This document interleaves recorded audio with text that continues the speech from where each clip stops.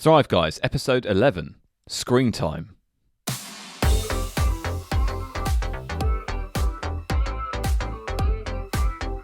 Hello, Dan. Good morning. It is your birthday. It is indeed. Thank you for remembering. No, it's no problem. It happens every year, doesn't it? It literally happens every year, and broadly the same time every year as well, which is interesting.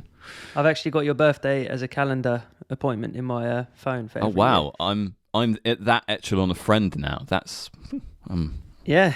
I feel very grateful for that, Dan. Thank you. Unfortunately, I'm very forgetful, so I don't like Facebook reminding me that it's someone's birthday. I like to get in there before and say, look, I am aware it's your birthday. And I think during this episode, we should have a nice recap of, I guess, how you feel at this stage in your life. I think it'd be really cool to listen back maybe in a couple of years and see where you are from there and where you are now, especially as it's like I don't want to say it's a big birthday. Well, it's 32, isn't it? So it's an interesting one. We missed 30, so it's not like a milestone, but... No, it's not necessarily a milestone. I would say that this last year has been one of... I was thinking about this morning when I was practicing my gratitude, and it's actually been one of the best years of my professional career, right, at work, which is amazing, right? And within the backdrop of everything that's going on in 2020, 2021, that's quite it's quite a thing to say, to have your best professional year in this kind of current backdrop. But then equally, I've moved a lot of things on in my personal life as well, which has been really, really important. I mean, one of the main highlights, so far, if I think and reflect on the last year, has been starting Thrive Guys. Yeah. And actually, we've gone through a number of kind of iterations of, we wanted to create something that we could share with the world. We just didn't quite know what that was. And over the last, 12 months, we've, jumped from various different things, from, streaming to YouTubing to now what we're doing here. And this feels kind of right. I feel like I've now gotten into something that I'm really passionate about, but also that can kind of deliver value to other people as well. And, I think for me, that's really meaningful. And we're nowhere, we've just started, right? We are nowhere near kind of an established process or an established brand or anything like that. But I'm grateful that I took the step to actually do something. Do you know what I mean? Like, exactly. even if it never is successful, I'm just glad I did it. Well, that's what we discussed before as well, isn't it? That it's not about getting, buckets of listeners and stuff like that. It's about doing stuff that also provides value to yourself. And it's like, for me, it's been a big part of being accountable for some of the things that I say. Like, if I'm talking about disconnecting to people that may listen, I have to be accountable that is something that I follow through with, and it is something I do. But now I'm more conscious of that. It's like writing a journal. I was talking about that in one of the previous episodes about the Ultimate Habit Tracker. So since putting that out, whether 100 people listen to it or 0 people listen to it, whatever it is, I still know that I've said that and I've, it's recorded. I don't want to listen back to that in a year's time, which is what I mean. It's like a really good time to reflect, because I don't want to look back in 5 years' time and go, Joe, do you remember that time we spent 6 months being hugely productive? And it's like, well, what have you done in the last 5 years? Nothing Absolutely really. Absolutely naffle, yeah. How's your Notion doing? You're like, what? Notion? Oh, yeah, that was a thing I used. Yeah. Ooh. Yeah, no, you're absolutely right. I think it's an interesting one, really. I think this year has been the year where we have, really lent into a lot of this stuff. And, I think we talked about on some of the previous episodes, especially around sort of the journey of our kind of apps that we used and stuff. It feels like this year has been the year that we've had the ability, that maybe the time, the inclination, the mental kind of energy to really think about, think really deeply about, like, am I doing this the most effective way? Am I living my life in the way that I actually want to live my life? And am I the person that I actually really want to be? It's a very deep philosophical question, right? But that's what I was texting you about the other day, in terms of the idea of having, when we discussed pillars and I created the pillars of purpose for myself, it's trying to align, I think you call yours your values, right? Your core Correct. values. Yeah, so just writing those down and saying, who do I want to be, kind of breathes new life into your day when you're making a decision.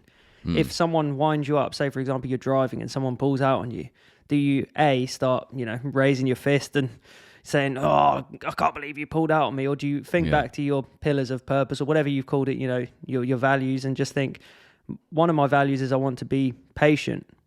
I don't want to be an angry person. So what does this do for me? So if you think about all of your pillars, that I won't go through them in this episode, but I kind of just put some core values that I want to adhere to, which is being patient, being honest and stuff like that. And when you think back to those, it ultimately shapes your day and your whole philosophy of that day. Yeah.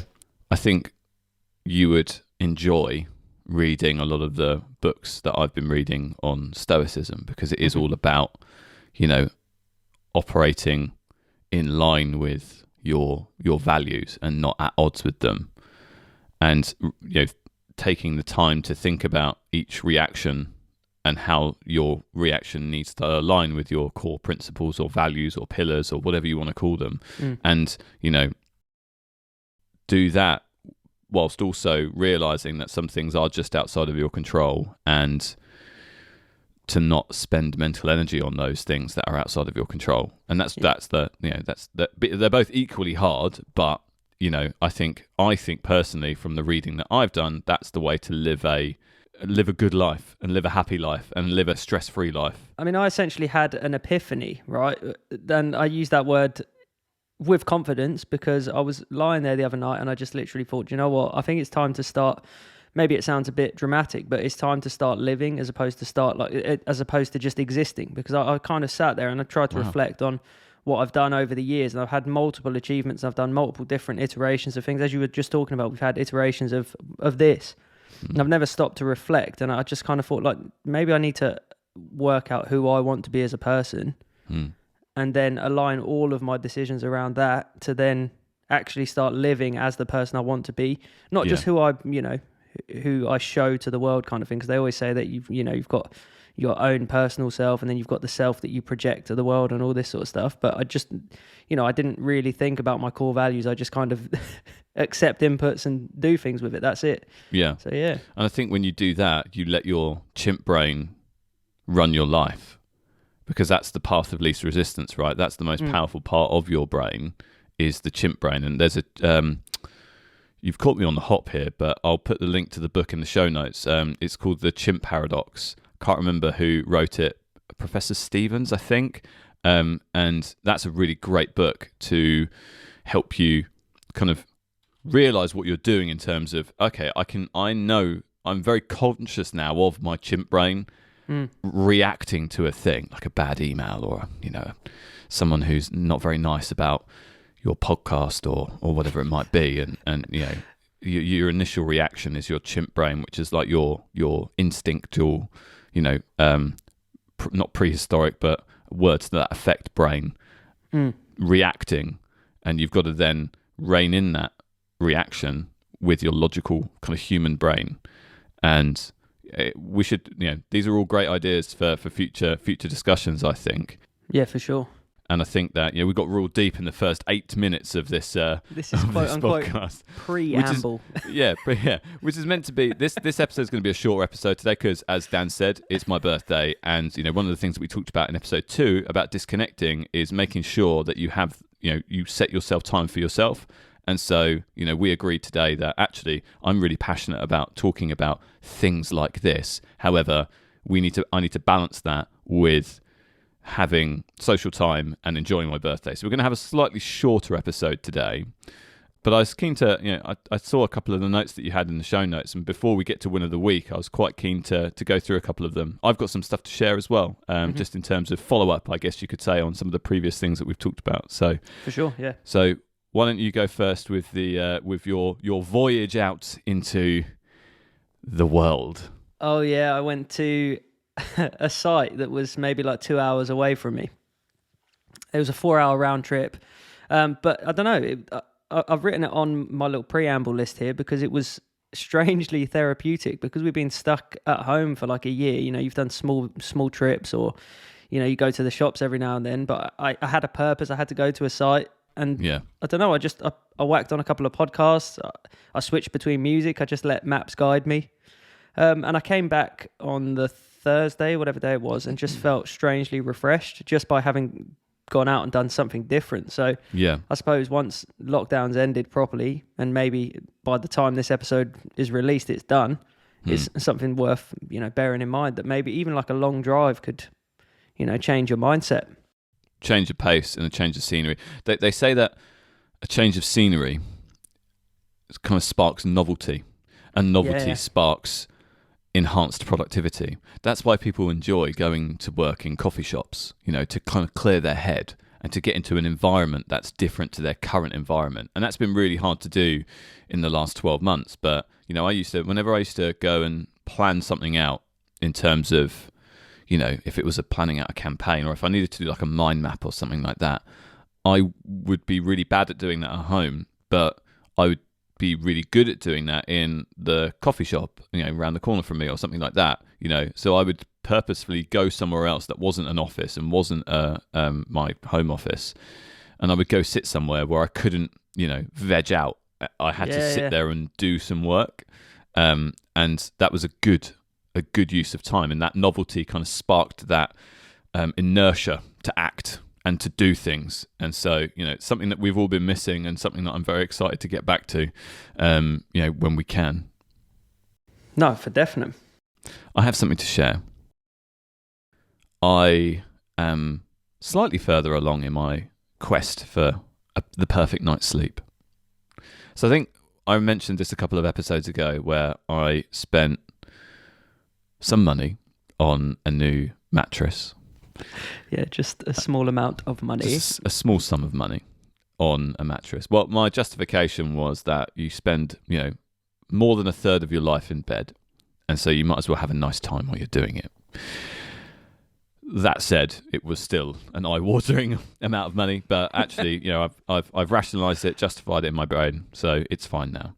One of the things that we are doing is kind of revamping the house, replacing some things that we've had for a while, and some of the things that we bought when we first started living together were IKEA specials, right? So they were just, they would last a few years, but they're starting to show their age somewhat. Mm-hmm.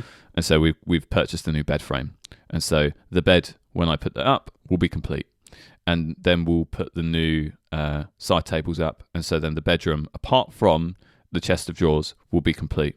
So nesting version complete. 1 or version 2, I guess, complete for now. So that's, I am just trying to throw money at the problem of having poor quality sleep, and I have seen a return on investment on that, which is always positive. I'm hoping that if I keep throwing money at it, it will be where I want it to be at some point in the future. So I recently just started using something called Aurora because it was advertised to me. I guess maybe they're listening to our conversations about struggling to sleep and stuff like that. And perhaps that's an app that allows you to set a routine which will play noise for you, just like ambient noise and whatever, a waterfall over a canyon or rainforest in the Amazon or whatever it is. And it will play that for like half an hour and sort of drift off, and then it wakes you up. It's called a smart alarm, but I didn't really see it as being smart because it tells you, do you want to wake up between 6 and half 6? Yeah. And you're like, and it will just kind of still buzz at a certain time between that half hour window. But that being said, I've felt quite a lot more, well rested, and I've been getting up at 5 every day this week because I've been on, on a different shift pattern, and I've been going to site. So it's been, just part and parcel of the job. Because I use something similar. I don't use the white noise functionality, but I do use the smart alarm. Essentially, the whole principle of it, because I've used it for years. I use an app called Sleep Cycle, which I think is one of the longest standing ones on the App Store. And the principle is that it's recording your sleep kind of quality. So it's recording kind of, how much you're moving around, if you're snoring or not, et cetera, et cetera. Yeah. And then you pick a window within which you want to wake up, and it's supposed to wake you up at the time where you're most awake, if that makes sense. Because obviously your sleep goes in cycles, right? So you're either in REM sleep or deep sleep or light sleep, and it's meant to find the light sleep between that half an hour window. and then, buzz and wake you up at that point. But fine, that makes sense, because I was just like, I was just looking at it thinking, why have you woken me up? It's like, this is right at the start of my alarm. What are you doing? Like, I could do with the extra 15 minutes. It's because you're actually better off without the extra 15 minutes. Believe me. No, that makes sense. If you've ever been woken up in the middle of like a deep sleep cycle, it feels like you've been hit by a bus.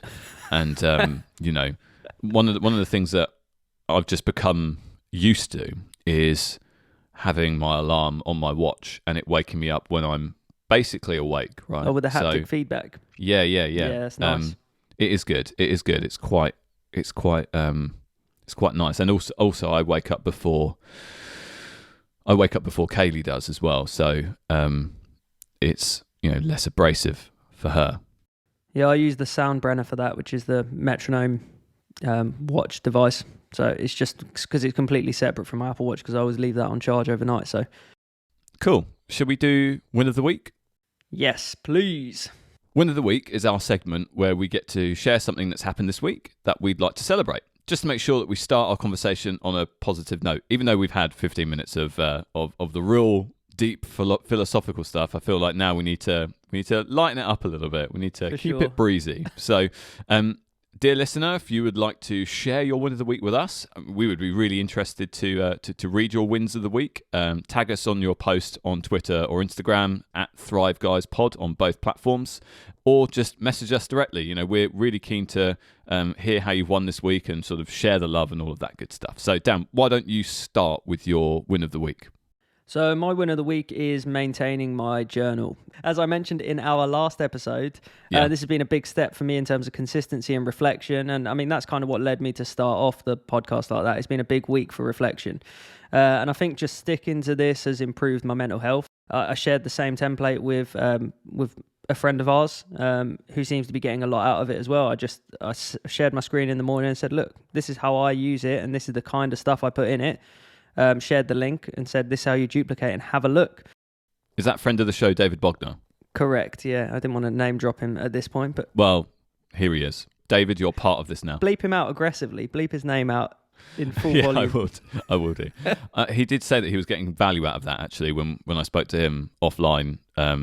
He did say that he'd done some gratitude, and he kind of shared his, I can't remember what he called it, but it was, he did say he was getting value out of that. So that's great. I love that. That. He also just turned it into his own. Like I just said, this is how I use it, but and I showed him how to add and remove different fields and what kind of formatting you should use and how the habits worked. And he just said he's changed all of his habits because obviously his habits don't align with mine. And we kind of discuss it. And I think it's been a big step forward in terms of being honest about how you feel in this kind of day and age as well, in terms of having to sit there and think, what have I learned today and what am I grateful for, and also what happened today. So when you want to look back at this day from a year from now, I just feel like going back to my earlier point about trying to exist, trying not to just exist but trying to live, it's nice to look back on a day and be like, Joe, you remember actually your birthday last year, we were doing a podcast about this, instead of just having to rack your brains and go, what did we do? I kind of figured I'd been to loads of really nice countries, really nice places, and me and Kerry talk about it often when we talk about going on holiday again. And I just think I've lived those moments, but I have no real memories other than looking through my camera roll or looking through Instagram posts. I want to have my own journal where it says today we went here and this is what we experienced and this is why we loved it. And I wouldn't maybe attach my photos and stuff. But anyway, I'm rambling. So what was your win of the week? I think, just to kind of bottom out your point before I move on to my slightly less exciting win of the week, I think you mentioned something about honesty, and about living, but not just existing, and being honest with yourself. I think actually, well, you didn't say being honest with yourself, but I'm saying be honest with yourself, because it's very easy to say that you're having feelings to other people, say that you're fine to other people, and then you think you're fine because you say it enough and it becomes your truth. But it's not the truth. And so, having a space that you can be truly honest with yourself will help you understand yourself better, so that you can make meaningful changes in your life, right? And I think that, lots of people talk about journaling, lots of people kind of sing its praises, and we will just say, same here, So that was just all I wanted to add to that. So, but I think journaling is really important. So I'm really glad that you're kind of leaning into that, because I think it will deliver value for you. So my win of the week, I have two, because I'm selfish and it's my birthday. So you can't see the gestures I'm making on camera, dear listener, but I'm making gestures. So the first one was your feedback, listeners. Yeah. I think that hearing and reading people telling us that they're liking what we're doing and that they're getting value out of what we're talking about is very meaningful to me, because this is not something that, as I said at the top of the episode today, this is not something that we're doing for financial gain or anything like that. It's something that we wanted to contribute to a wider conversation around, and we wanted to try and share our experiences, both good and bad, so that other people could enjoy those experiences and maybe learn something from it. Mm-hmm. So to hear that people are getting value and actually it's landing the way that we want it to land is awesome. And so that for me is a big win. Yeah, I agree. The second win is somewhat embarrassing, but that's what we're here for. We share everything here, warts and all. So I did a cover on YouTube about 10 years ago. In fact, it was exactly 10 years ago, pretty much around now. No, I think it was probably 11 years ago. So I think I was 21, because I was at my last year of university. But basically, there was a band that I still love to this day called Homegrown. They were featured quite heavily on, Scuzz and P-Rock, which are music channels here in the UK. And there is a track on their album called Tomorrow, and it's a brilliant tune. And I will link it in the show notes, because I think anybody who likes kind of pop punk stuff, Drive-Thru Records-esque, 2004, 2003 kind of era music, like this will be right up your street. And I did a cover of it, as I say, like 11 years ago, and it's got about 2,000 views, and I get comments a few times a year. People saying that they like it and that it's nostalgia and all of this kind of stuff. It's really weird. Like somehow it keeps getting thrown up in people's algorithm or whatever. So the other day, and I wrote this in my gratitude journal, because it was like, oh my God, this is amazing, right? Because this has only happened to me like a couple of times in my life, but it has happened a couple of times. Mm-hmm. Someone who found it shared it with the singer from Homegrown. So the singer and bass player from Homegrown. Are they still going as well, right? No, they've been. No, he's doing something else now. He's like, that's cool though. Yeah, it's really cool. Like, but he is one of those people that it's a sort of size of band that they're not like Green Day, but then they're not completely inconspicuous. They're somewhere kind of in between, right? He commented on the video because someone shared it to him on Instagram, and so he literally took time out of his day, commented on it, saying, "Yeah, good job. This was awesome. Only found this 10 years too late," and and it was just wild. I was like, because I recognised the guy's name. The guy's name is like Adam Lawman or Adam Lawback or something like that, and I was like, sorry if I've mispronounced your name, Adam. If you ever listen to this, I apologise. But it was just like, oh my God, that's bananas. Like it's just one of those. You sound things. A bit starstruck. I am. Yeah, I don't get starstruck about anybody, because I think celebrity is just a bit meaningless, right? But someone that wrote those songs that I still listen to today, like that album Kings of Pop came out in like 2002, and I still listen to it actively today and still enjoy it the same amount as I did then as I do now. And yeah, it was just mad. It was just it was crazy. So that felt like a nice warm fuzzy feeling. So if that's not a win, then I don't know what is. Relish in it, mate. I mean, that's I'm relishing really cool. in it. I'm relishing it like a delicious tomato relish. I've known you for a very long time, even throughout probably the time when you were recording it, and I've never seen it. So I'm looking forward to the show notes, because I'm going to comment on it once a year now, and you'll be like, "Jeez, is that Dan from Five Guys? Is he commenting on my video? What? Oh my God, I'm starstruck." Yeah, exactly. I think that I'm going to have to share it, aren't I? I guess it's going to be one of those things that I have to share. Oh dear gosh. Okay, shall we get into the main meat and potatoes of the episode then? For sure. 25 minutes in at this moment in raw recording. This was meant to be a short episode, but here we go. It's the birthday buzz that's got us chatting. Exactly. Because I sort of suggested the topic, let me kind of give you a bit of context on why I thought this was good to talk about and how we've probably arrived at something better but slightly different to what I was originally gonna describe. And it's going to be, I've seen your research for this, and my gosh, it is detailed. So anyway, let me give you the background. So I was inspired from an episode of Cortex, which is another podcast on the podcast network Relay FM. They released an episode in late March, which is when we're recording this, where they compare their screen times. With the idea being that, you know, they talk a lot about how they get stuff done, similar to what we do, and their process is, you know, very different. They use different things. It's a different kettle of fish. But then they look at their actuals in terms of, well, actually, this is how much I've spent on Facebook, Twitter, Instagram, you know, all of the bad things, right? And we've spent the previous 10 episodes talking about how we are these, you know, grandmasters of productivity. Dishing out all sorts of advice and best practice and all of this, you know, hyperbole. But I want us to now look at the actuals. Let's have a peek behind the curtain and see what's really going on here. I feel like you're basically saying, Dan, put your money where your mouth is.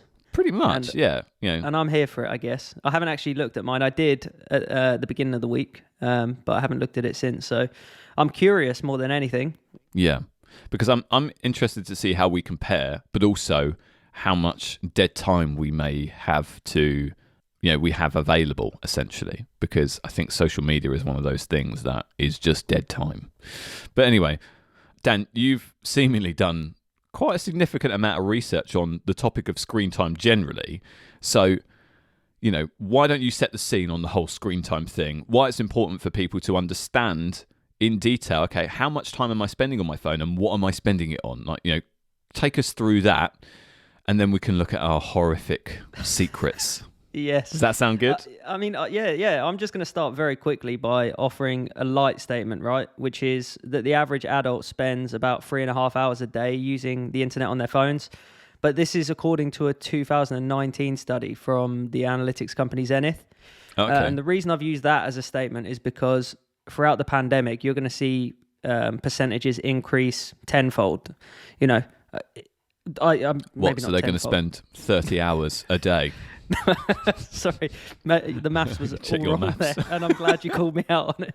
But you're going to, for God's sake.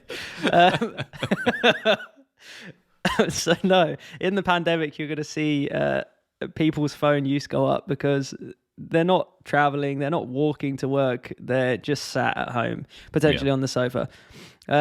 So yeah, I have said here that I'm not going to reel off large buckets of data and studies, but this is kind of just a benchmark. 3.5 hours is kind of a standard before the pandemic.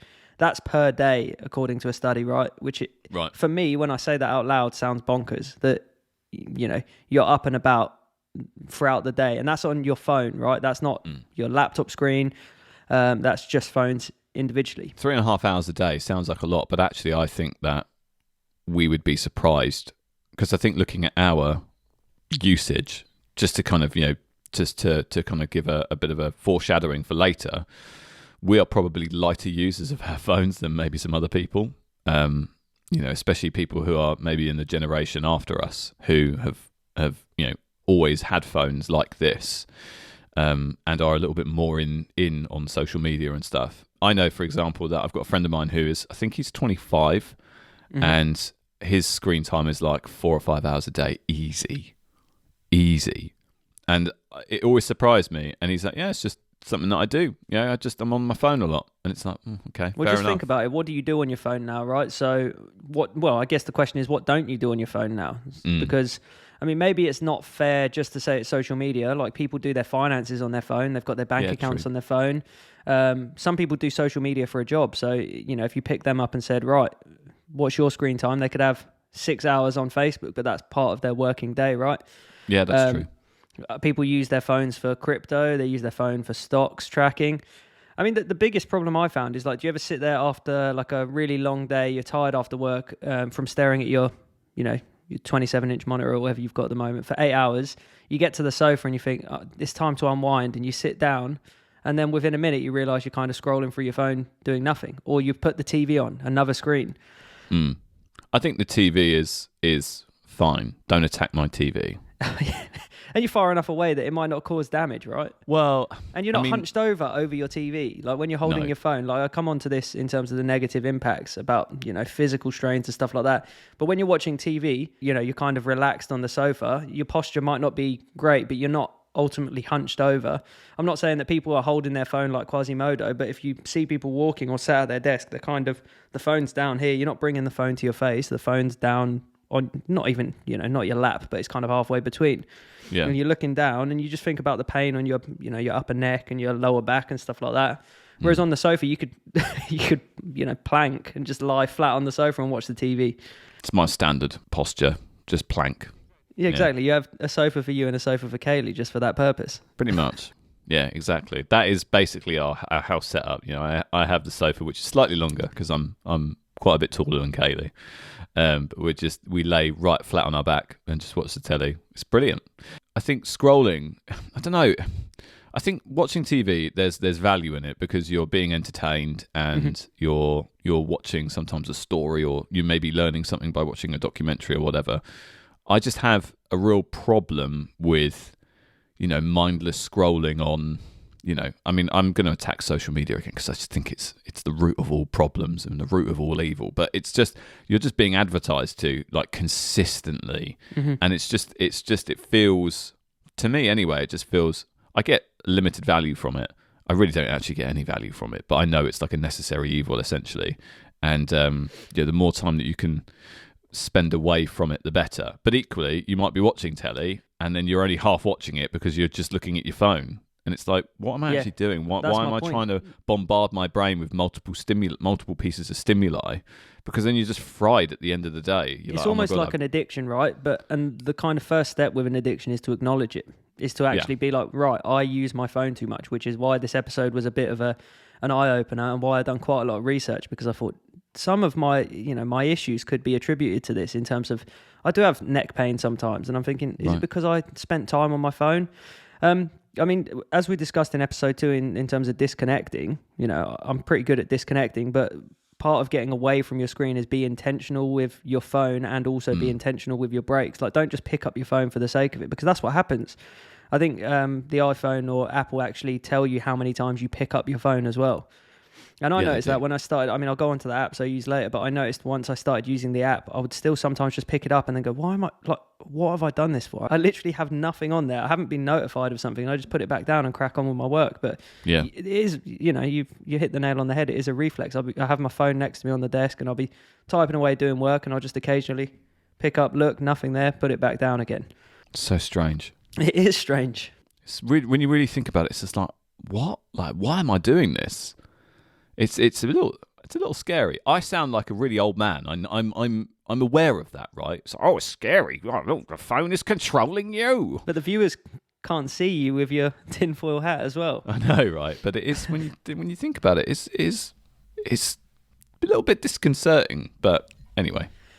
So should we talk about the negatives? Because it's we have to kind of acknowledge that the good that these screens and this technology's done, which we do. We thrive using this technology, so absolutely. I can't batter it, but there's a lot to be said for the negatives, and I think we should probably do a bit of a dive into that in terms of the main points.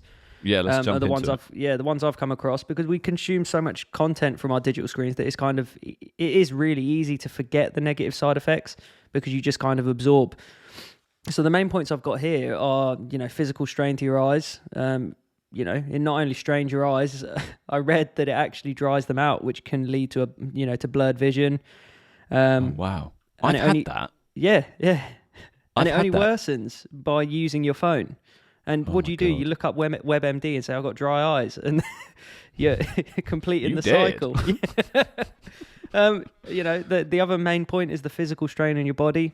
As I said, like, not everybody is hunched over, but if you're kind of hunched over looking at your phone, it in turn causes pain in your neck and your shoulders.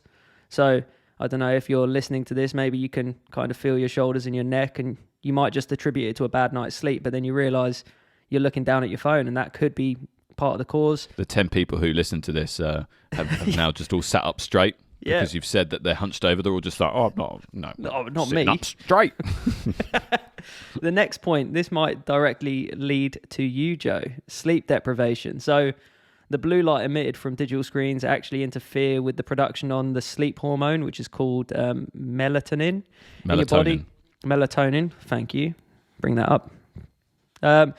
Which is why if you ever use your phone before bed, you might find it harder to get to sleep. But I mean, I don't think that's something you do really. No. Because we've had this discussion before. Yeah, it's not. So my problem with sleep is not that it takes me a long time to get to sleep. Actually, I fall asleep pretty quickly. It's because I wake up in the middle of the night, like pretty consistently. And because you got to check that YouTube video and see if the views are going up. Yeah. You wake up in a cold sweat and think, is that singer commenting again? I've got to be there. I'm pretty good with staying off at night. I'm pretty good at it. I use the bedtime feature on the phone. Yeah. So that it bricks it basically. You can't do anything with it apart from run certain shortcuts. And so when it gets to like 9 o'clock, I can't look at my messages. All I can do is open the podcasts app or open Audible. I listen to a podcast to kind of lullaby me to sleep. So it's like being read a story at the end of every night. It's delightful. That's quite cool, to be honest. It's nice, man. It's nice. But so actually getting off to sleep isn't the challenge. It's waking up at 3 a.m. for no discernible reason that I can find. So, and actually it's gotten better because when I have woken up, I don't feel like back pain or neck pain or anything like that anymore with the new mattress. So, I'm getting there. But anyway, we're talking a lot about my sleep today. Yeah, I know. I feel personally attacked. Somebody needs a nap. That'd be great. I'm getting to that age where a nap would be lovely. Thank you for reminding me. Other points I have stumbled across but not really considered when using my phone is that apparently there's an increased risk of obesity due to the sedentary nature of a digital device. When people say like you're sitting on your phone, you're snacking, you're not really consciously aware of what you're doing because you're just scrolling. I mean, that's obviously down to your own personal mindset. I can't imagine I've sat there at my, looking at my phone going, could do with eating an extra large pizza. But then, as you mentioned earlier, there's adverts and stuff like that. I'm not going to name companies, but you get like emails saying, why don't you order a takeaway? Or you get an ad pop up and it's food. 20% off your takeaway. Exactly. Yeah, exactly. This one was the thing that kind of, it slapped me in the face when I read it. And I haven't looked too much into the studies yet, so I'm a bit conscious of how I phrase this, right? Right. This is from an article I'd read. So apparently there's a loss of cognitive ability. So the impact on mental health is apparently this alters the very structure of your brain, causing grey matter to shrink. Oh, wow. And the thing that concerns me is that this apparently manifests itself in the form of poorer concentration, weaker memory, slower information processing, and weaker impulse control. Which I don't know if it's the same for you, but maybe it's just age from my side, but I do feel like I'm a bit slower and I do struggle to concentrate a bit more. Maybe I'm just thinking about it because I've read it and now I'm paranoid. Yeah. I mean, I do struggle with concentrating somewhat. I think I attribute that a little bit to having not had a holiday in quite a while. Exactly. That's what I meant about like driving to site. I come back and I was like, I actually felt refreshed because I didn't have to think about anything. I just focused on getting there and getting back, doing the job that I needed to do. And I just come back and thought I had time away. I wasn't looking at screens. I was just looking at the road. I was just focusing on my journey. It was wicked. I mean, it's not a holiday. I'm not going to class my site visit as a holiday. Your drive to Birmingham and back as a holiday. That's pretty bleak, isn't it? When you're like, oh, such a lovely time driving to Birmingham. Because I've driven to Birmingham and it is an absolute pig's ear. I do Correct, not. It's like the M1, M6, and then when you get outside of Birmingham, it's just horrific if you're trying to get there in rush hour. So anyway, I'll stop being 32 and talking about the rush hour.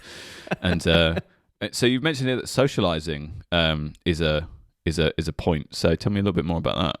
Well, time on your phone solitary. You sit looking at your phone, and that's all you do. You're not looking around. You're not like gazing at your phone and talking to people. It's it's something that if I was with you and we're having a conversation, if I'm looking at my phone, you're not having, we're not having a meaningful conversation because we're not looking at each other. We're not conversing.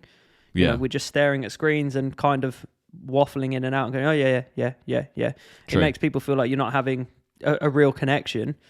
And I think in turn, like if you're sat looking at your phone all the time, you're going to have less real world interactions because people aren't going to want to speak to you. So it does impact your social life.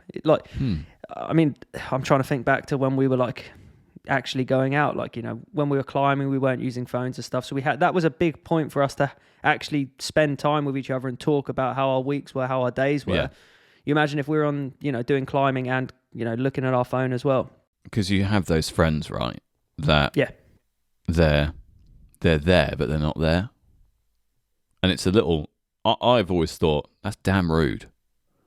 Maybe it's just an age thing. Again, I'm being very reflective about my age. No, I can reflect that same attitude, to be honest. Like if you're with your friends, right, get off your phone. I'm sorry, I'm attacking everybody who's this person who sits there on their phone while they're with their friends. Stop it, because even though people might not tell you, it's a problem. There you go. Grumpy old man's here. Once the lockdown's ended, that is going to be different. I really do believe it's going to be different. Like, we're quite lucky in our circle of friends that it's not kind of like that. But, you know, I do have friends that are the same. And, you know, it happens, and it does make you feel like, you know, you're not appreciated as a friend. I've written here as well that there's lower self-esteem associated with screen time. Yeah. Like, it's a very real risk that you kind of spend your time in this, you know, I've quoted here like a virtual world, which is your social media, your Facebook, your Twitter, whatever it is you're using. And it can just leave you feeling deflated, as we've spoken about previously, because you don't get an accurate representation of someone's life. You only get the positives. And people kind of consider their virtual self-image instead of their like real life persona, which was like why it was a big part for me to kind of build my pillars of purpose and what I wanted to be, not just online. I don't want to just project myself online. I want to be that person in real life as well, which, you know, I largely am, but having to define it was like a turning point for me, I guess. Yeah, it's like sharing you warts and all, because, you know, people don't do that. And if you judge someone based on their social media profile, you're getting like 10% of their actual life. You know, we all have to pay our bills and, you know, go to the doctors and go to the dentist and get fillings and all of this boring stuff. But people on social media only share all of these amazing experiences, which are, by and large, artificial. Yeah, holidays, successes. As I said to you in a previous episode, you don't go online and say, oh, just failed. Yeah, I use driving test as an example because it's something that most people will have done or, you know, have passed or failed, whatever it is. You don't go up online and after you fail a test, go, right, I failed a test, onwards and upwards. I mean, some people do, and if it works for you, that's great. But it's you're only going to share the good things with the world. And one of the things I love about doing Thrive Guys is that actually we don't do that. We talk about the bad stuff. You know, we did 2 episodes on distractions and failure. Brutal failures, yeah. Yeah. And so, you know, I think we should continue being honest with people, because there's no better way to be. So I don't really have any tips or tasks on minimizing screen time, because as we'll go through, my screen time is actually quite low. But, you know, you mentioned earlier that it was a bit of an eye-opener for you. So how do you try and minimize your screen time? What tips and tricks or things or apps? Let's talk about an app. Yes, that's the single biggest point for me is I use an app called Forest. Okay. And I'm new to this, and I'm talking like I've used it for a couple of months. And I did mention this in a previous episode as well. It's regarding planting a tree, and I say quote unquote tree, every time you want time away. Yeah. So I split mine into multiple tasks. I've got work, social, reading, study, and sport as well. So if I'm going for a run and I don't want to text people, I'll set like a timer for 60 minutes. So if, for example, I'm running and I stop halfway through, let's say it's an hour run I'd planned and I stop running at half an hour, I then don't just like stop running and reach into my pocket and go on my phone and start walking around just, you know, mindlessly scrolling my phone. It's like you've set aside an hour to exercise, and it kind of then spurs you on to be like, well, I'm not going to do anything else. I might as well start running again, or I might as well just walk and not spend time looking at my phone. Or look up at the world around. You know, the world is a beautiful place. You know, the world is not in this, like, you know, 6-inch screen here. It's all around us. I noticed as well, like when I went for a walk, because I do it when I walk with River and Kerry on our lunch break, I set that as social time because it's time that me and Kerry can talk. I don't want to be walking around on my phone, you know, whilst we're walking around the meadows near our house, which are by and large like really quite pretty now. Like they took a big tract around it and they cut all the grass, all the long grass, and it's like a big open field and it's got loads of nice trees. And because of that, like I was able to notice and say to Kerry, like, look, if you look at the trees, they're actually finally starting to blossom. Yeah. And, you know, I'm not an artist, but I'm trying to think of a way to phrase this, but I'm not a Wordsworth, a wordsmith. See, I'm struggling already. But when you were looking around, the trees had started going a bit green, and in the trees, you could just see a load of magpies that had gone in there. So you had the black and white from the magpies, and then you had the green from the trees. And it was just like, you know, maybe you wouldn't appreciate that if you were looking at your phone, or you were kind of thinking, oh, I've got to get back to work, or, you know, checking the time, checking your screen, checking your emails and stuff like that. So it's like a big time for us to just go, do you know what, let's have an actual break. And yeah, so Forest, like I would highly recommend, and they partner with a real tree planting organisation called Trees for the Future. So they actually plant real trees. So when users spend virtual coins, they earn in Forest on planting trees. Forest team donates to the partner and creates planting orders. So they plant real life trees, which is like, you kind of feel like you're helping the environment as well. That's brilliant. But it's cool for me because I just set up, you know, it's about applying intent to your time away from your phone, or, you know, I told you about it before where I use that kind of Pomodoro technique at work where I'll set 25 minutes to work, but it also works for everything else. Like I set it up for social time, reading. If I want to read a book, you don't want to be like halfway through a chapter and then go, all right, better pick up my phone and see what's going on. Especially when we're at a point where we've talked about like disabling notifications and trying to focus on the things that are important to you. Same with study time. And you can set the timer to whatever you want. It's not like a set like 5-minute timer or 10-minute timer. You can just flick it for, I think it's in batches of 5. So you can do 5, 10 minutes, whatever, 15 minutes. And that's been, you know, an eye opener for me because I set times to be intentional with my actions. Yeah. I think it's really important to be intentional because you can, to your earlier point, you can just exist rather than live. And I think now more than ever, being intentional about how you want to live your life is so important. I'm feeling quite reflecting today. And I think that reflective, thank you. You're Words welcome. escape me. And I think setting intention has been the biggest thing, the biggest value, sort of return on investment for the time I invest in using tech, using Notion, using, you know, all the techniques that we've talked about over the last 10 weeks. Being intentional with your time and being intentional with the things that you do with your time is probably my biggest return on investment. And so, 100%. You know, if I could give anybody advice, you know, just be more intentional, live more, exist less. Yeah, exactly.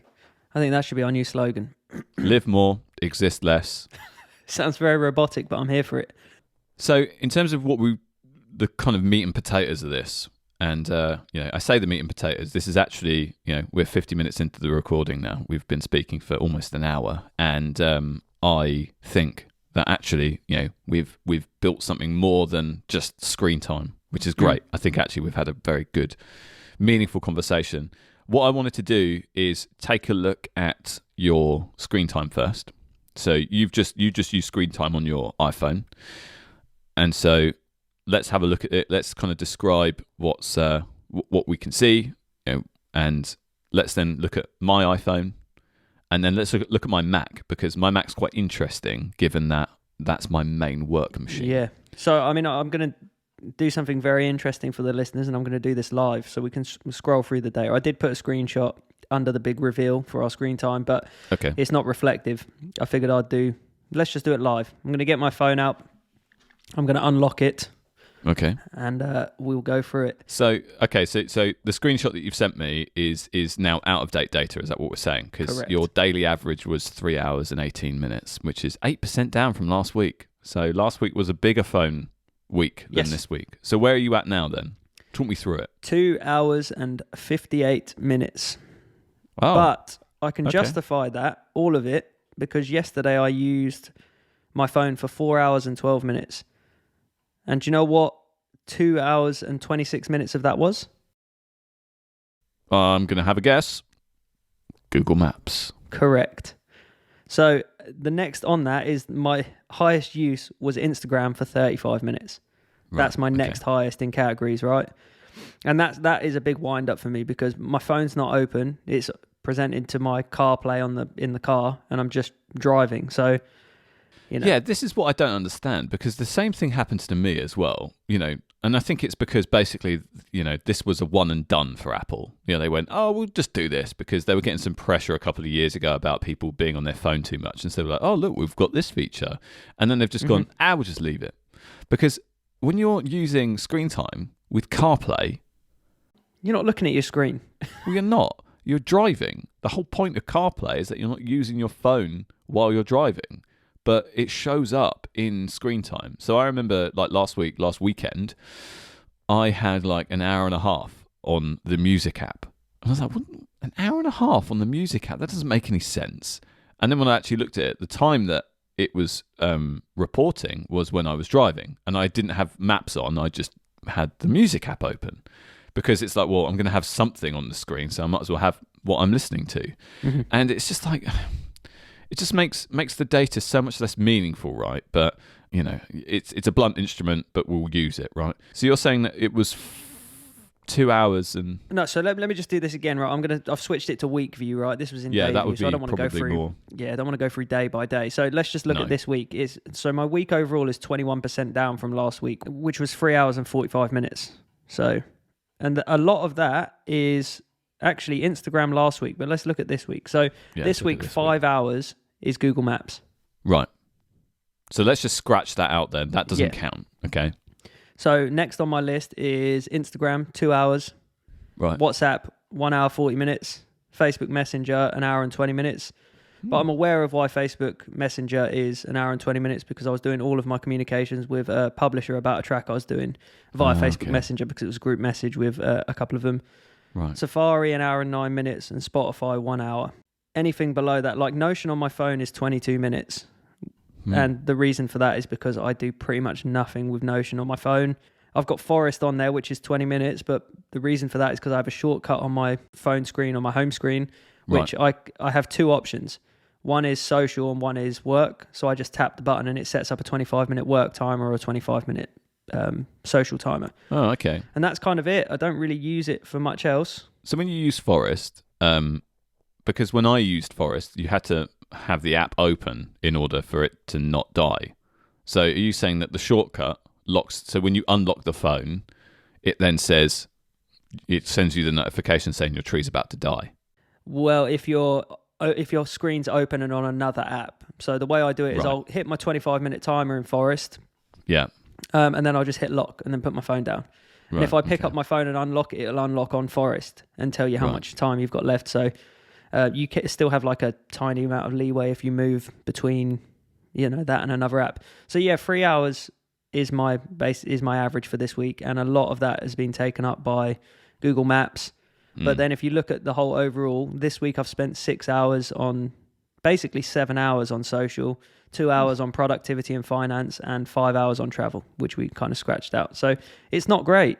Well, is it not great though? Because, 6 hours in a week on social media, I mean, that is just over, because we're only, that's only kind of really 5 days worth of data, given that we're Saturday morning at the moment. So that's just over an hour a day. That's not that great, is it, actually thinking about it? But it's not terrible. You're not spending 3 hours a night on social media. But then also Facebook Messenger comes under that, right? Which is is my productivity app, and WhatsApp. So actually communicating as opposed to, but then did you just say Facebook Messenger is your productivity app? It is in this example because it was for my production stuff where I was talking to the publisher. So that's like a bit of a red herring in this example. But gotcha. Okay. I like the explanation. I'm done making excuses. I was going to say, I was like, okay. I should use social media less, and my productivity should be through the roof. And it's a nice orange color to match my hair, so nice. I want that to increase. Maybe I'll start using Notion on my phone so we can revisit this. Nah. It's better on exactly. Its mobile experience is Interesting. Now expose yourself on your birthday. Okay, so I'm going to go based on the screenshot. So my daily average is 2 hours and 14 minutes, which is 20% up from last week. This week has been much quieter at work. And so actually, and it's been quite weird. It's been something that's been difficult to get used to, but I've actually been quite grateful for the slightly slower pace because I've been able to, take a little break, go on my phone, etc. And so what we have seen is, and that's split across 2 hours and 51 minutes for productivity and finance, 1 hour 41 for information and reading, and 1 hour 24 for social. And you'll see from the graph, and we'll share this all in the show notes so you can see it, warts and all. You can see on the graph that I spent a little bit more time towards the end of the week on social because I actually re-downloaded Twitter and Instagram from Wednesday onwards because I posted a post on the Thrive Guys Instagram. If you'd like to follow us on Instagram, @ThriveGuysPod. So when I re-downloaded those on my phone, because I always delete them when I'm not using them because they are, as you can see, distraction. They are distraction devices. They are designed from the ground up to take your attention. And when they are there, even when they're in the app library, right, they're not even like on my home screen. You can see the social media piece goes up. So total amount of screen time, 11 hours, 13 minutes. I've got some interesting limits set up, which you don't have. And this is something that I would recommend you take a look at because, if you're trying to limit your social media use, it may be useful. So I have a very specific limit on basically all social media. Essentially, I limit it to an hour across all elements per day during the week. And then I don't have a limit at the weekend. I just kind of, the weekend is for relaxing. If I want to use social media at the weekend, then fine. I have a 30-minute limit on Reddit because even though Reddit is information and reading, technically, it is an infinity pool. So I would consider that something that you would want to limit. And then Wikipedia, I have 11 minutes on Wikipedia because this app is rubbish. And for some reason, it was reporting that I was on Wikipedia for like 24 hours a day, 7 days a week. So it was just messing up all my data. So I put like an arbitrary limit on Wikipedia. I didn't want to basically say I can't go on Wikipedia. So I thought 11 minutes was like a reasonable amount of time to look something up or whatever it might be. The joys of software, right? Yeah, exactly. And so you'll see that actually in terms of my most used apps, my most used app is Reddit. And that's an hour and 11 minutes because actually that's what I read when I wake up. I go and look at the various subreddits that I'm subscribed to, like desk setups. As you know, I've become a big desk setup hobbyist, and so I always try and look for different ideas about how to set up my desk. And then WhatsApp is the second one, which makes kind of sense given the number of notifications that I receive. And then Instagram, 46 minutes. YouTube 40 minutes, Safari 38 minutes, Outlook 36, Twitter 25. So my social media usage is far lower than yours, which I thought was quite interesting. But what we've not gone through is the daily average pickups. So as you'll see, I've had a quieter week this week. So my daily average is 77, which is 36% up from the previous week. That's quite a significant jump up, right? So what was yours? I don't want to say it. Come on, Dan. This is the peek behind the curtain. Come on. If it's over 100, then... So which one are you reading? You can see from my show notes. Oh, wait, yeah, no, you've got it in a different toggle, haven't you? So let's have a look. Yeah. Pickups. Oh, 119. 119, 15% up from last week. And do you know what you can see there? Most of it is WhatsApp. Yeah. Because I'll be getting a message, and you know what our friend of the show's like?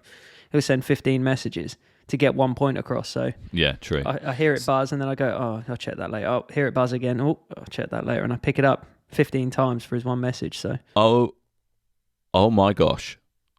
Okay, so Dan, I don't know what to say. Also, this has been a bad week because I had to keep moving. My phone's been sat in my cup holder in the car, so it's probably been bumping around to seeing it as a pickup. No. Let's So go. when you pick it up, you have to unlock it and swipe it up. That's what it's saying. Right.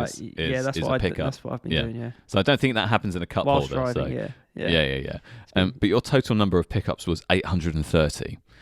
Mine was 383. What this basically says is that you're a lot more popular than I am, and that's fine. Well, what's your first used after pickup for WhatsApp?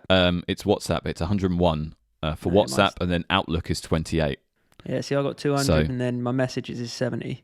But that's part of being like, a part of family chats and stuff like that, where for sure some of that info is not relevant to you, but you still pick it up anyway. Yeah, absolutely. Wow, this is astonishing, if I'm honest, like the comparison between us, because I figured we were quite similar, and we are in a lot of aspects, but not here. Yeah, I use my phone far too much. Quite a lot. But even still, it's still a distraction device for me as well, but yours is just on quite a significantly higher scale.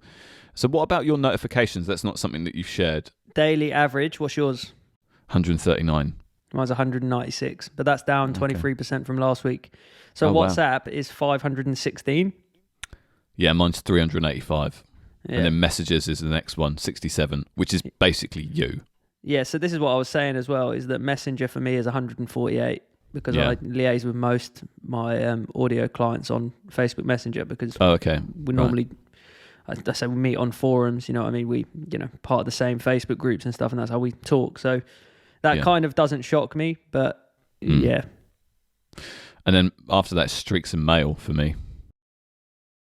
Nice. Mine is, I was actually putting my phone down because I was concerned. I don't want the blue lights going into my eyes. You know me, Joe.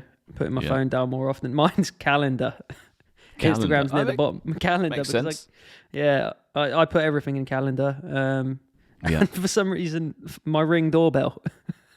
I have a lot of people knocking at my door, Yeah, well, they're Amazon parcels. Crikey. Well, there we go. That's interesting.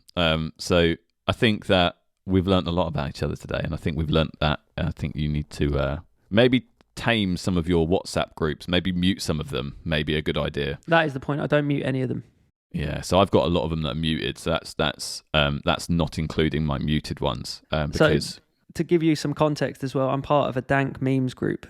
That's what it's called. I was invited to it a while back, and every day people will share memes they found, and everyone will have a bit of a laugh. So that's a couple of times a day because it's a big group of some of my close friends. So it's that's one to mute, I would say, because you could just Reader's Digest that at the end of the day, right? That's something that would be distracting during the day, but you probably those messages aren't urgent, right? Correct. There's actually one from them at 9:52 during this podcast. So there you go. Yeah. So okay, so we've done the kind of the comparison that's easy to do because we've both got data. I just wanted to quickly run through my MacBook Air screen time. So, and these photos will be in the show notes. My daily average is 18% down from last week. Because as I said, it's been a quieter work week, so I've actually been able to finish broadly on time most days this week, which is great. So 7 hours and 52 minutes per day, daily average. 8 hours and 22 minutes on productivity and finance, 55 minutes on entertainment, 51 minutes on social. So pretty much purely productivity. So I've been focused. Mine would be 99.99% logic and the rest on Notion. Yeah, which is Discord where we talk. Well, Discord as well. Yeah, exactly. And so my most used app is Notion, 4 hours and 50 minutes. Pretty good. Then it's Google Chrome, which is my work web browser. Yeah. So I run our CRM and all of that stuff on Google Chrome. And then Outlook is 1 hour and 46 minutes. Microsoft Teams is 51 minutes, and then there's just some other bits after that. So daily average pickups, 10. I don't really understand the concept of pickups, right? I think it's basically like what's used after you've unlocked probably the screen, I guess. But I don't think it's physically picking up the Mac. Well, I haven't picked it up all week. It's just been sitting in its 12 South bookmark, and that's it. So, so first used after pick up Notion, naturally, because that's where my action items are. So that's where I look to most. And then Messages is the next one, and then Outlook is the third one, but only 7 and 4 respectively. Interestingly, and then notifications. 57 is the daily average, right? Which is quite interesting, given that I've pruned a lot of the notifications that I receive.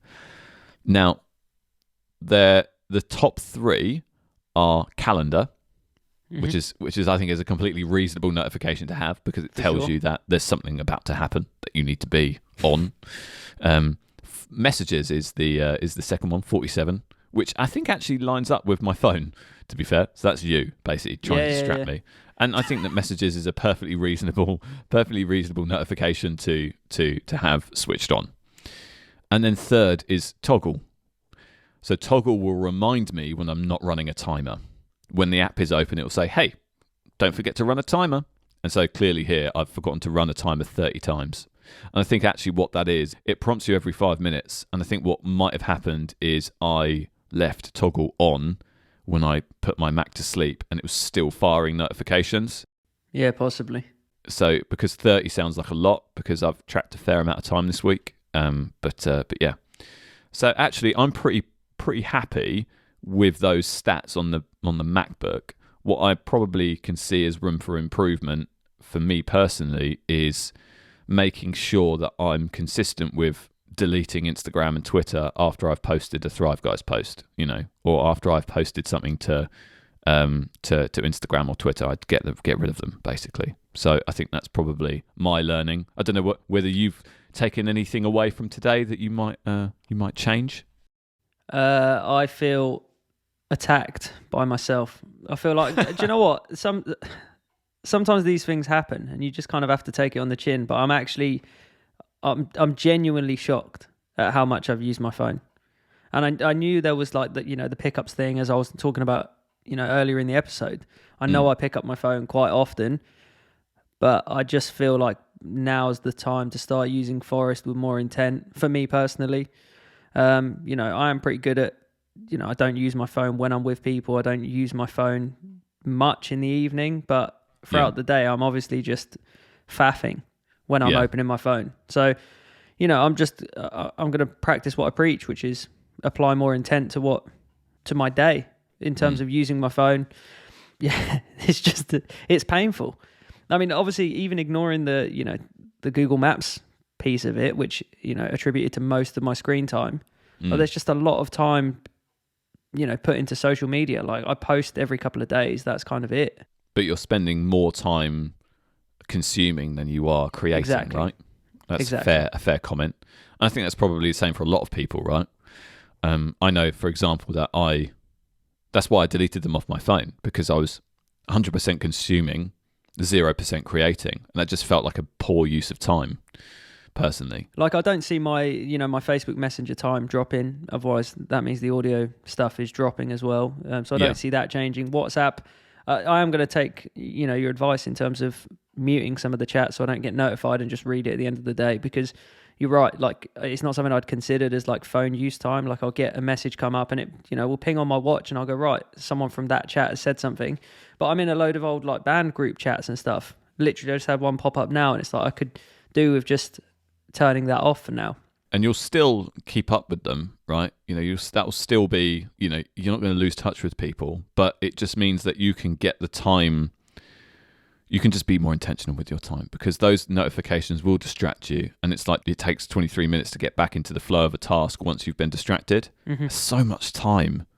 It's just, time is the one thing that you can't buy more of, no matter how much money you make. The worst thing about this is that I feel like I've been very productive this week. And I also feel like I haven't used my phone that much. I've used Forest a lot this week. Yeah. So that's what's kind of shocked me, is that I didn't genuinely, even though I'd looked at the stats early in the week, I genuinely didn't feel like I used my phone that much. But obviously there's times, maybe it's when I get up in the morning, maybe it's when I go to bed, that I'm just, swiping through nonsense for no real gain other than just for the sake of doing it. So, that's the thing. It's about acknowledging it and trying to improve on it, I guess. And now that I'm aware, I can review it at the end of the week and see what I've done and see, whether I'm improving or not. Well, let's check in 3 months. Yeah. And see let's do this again in 3 months. Maybe we'll make it as part of like a mini topic rather than a whole topic in itself. So we'll have it as part of another episode, and let's just kind of check in, see where we are. It's just interesting to see a little peek behind the curtain at, okay, how are we actually using our devices? Is it in line? Is it congruent with what we say on this show, or is it completely at odds? And I don't think, Dan, that it is at odds. We all talk quite honestly about distractions and how, we deal with the modern world and the challenges that we face in the ever expanding quest of getting work done. And this is just one of the challenges that, we've just got to kind of keep in mind. So, have you got any final thoughts on screen time before we close today? Yeah, devices with screens aren't likely to disappear anytime soon, or at least quickly, in my opinion. But we'll see. Like, maybe we'll have a chip in our brain, etc. That sort of cool stuff. Or we'll have holograms that do everything for us, or whatever. I'll be living in an Iron Man suit. Who knows? We'll see. But, we talked about VR in previous episodes and how awesome and immersive it is. But think about that. That's a big old screen, like half an inch away from your eye. Yeah. And we're just sitting there rattling away about how cool it is and how amazing it is, which is true. It's, it's immersive. We have good fun on it. But that's a screen half an inch away from your eye. And, we're talking here about the impact towards your physical health. I know we're active when you're playing VR and stuff like that, but the impact on your eyes and stuff like that, it's like, it's right in front of you. I think it's just important to kind of accept that this is the way of life for now. And just acknowledge and know when to put down your device and converse with people in the real world, as opposed to just texting and WhatsApping, etc. I mean, like the biggest takeaway point from this, that, in terms of my final thoughts, are make sure when you see your friends, you put your phone down. I'm not talking like put a basket at your front door and say, everyone put your phones in there, but just be conscious in yourself that you're using your phone. I don't think that's a terrible idea, to be honest with you. Yeah, we actually done it one Christmas. If you struggle with it, then put a physical barrier between you and your device. Yeah, like literally pull yourself out of the matrix and start talking to the people that matter to you, because there'll come a time where you're not able to talk to those people, and no one likes living with regret. Exactly. Not to end on a neggy note, but no, but stop existing, right? Start living. I know we've said that a few times in this episode, but that's kind of the big point that I've taken away from this whole week and this whole internal reflection. Nice. That as soon as we can see people properly and you can start hanging around, like, show your friends that you care by putting your phone on the side. I'm not saying you have to turn it off. Emergencies happen, situations happen.